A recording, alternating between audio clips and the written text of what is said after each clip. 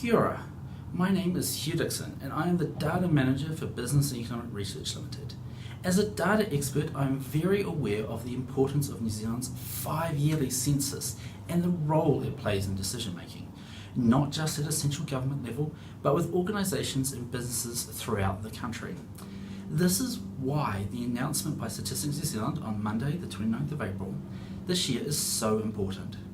Statistics New Zealand will provide additional contextual information around the 480,000 people who did not engage with the 2018 census, and the 240,000 people who provided only partially complete information in the census.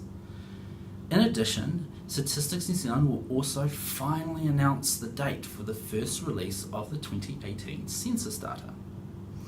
And while much of the focus will be on what additional contextual information Statistics New Zealand will provide, I believe the announcement of a date for the first release of data is a much bigger moment in the saga of the 2018 census. The announcement of a date signifies that finally, 13 months after the census was held, that Statistics New Zealand finally has the confidence that it has now done all it can to maximise the quality of the information provided, and can now move forward in making the information available to the public. It is likely, though, that we will have to wait a few months before even these first population counts are released. This is around a year later than everyone was expecting to be released. While it is good to see Statistics New Zealand finally announce a date for the first release of the census data, as it signifies at long last that we may finally get access to the census data itself. For myself, I would like to see much more openness from Statistics New Zealand in regards to what exactly is the undercount and imputation rates for the smaller population groups throughout New Zealand.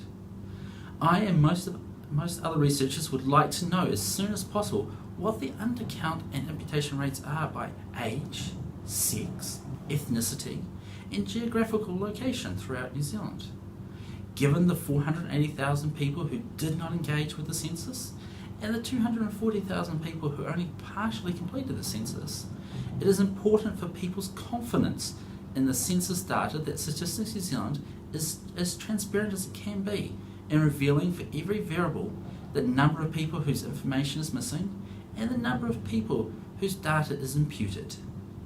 This will allow researchers, both public and private, to better understand the limits of what is possible to achieve with the 2018. It is very likely, given what information is known about the 2018 census, that research studies focusing on very small population groups, which rely heavily on census data, may be impossible to undertake using the 2018 census.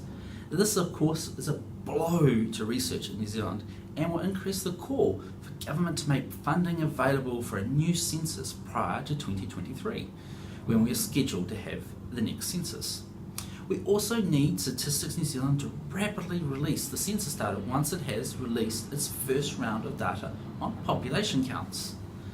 This is because at the moment, major funding decisions being undertaken by central government, local government, and the countless organisations and companies that make use of census data are being made on the basis of the 2013 census.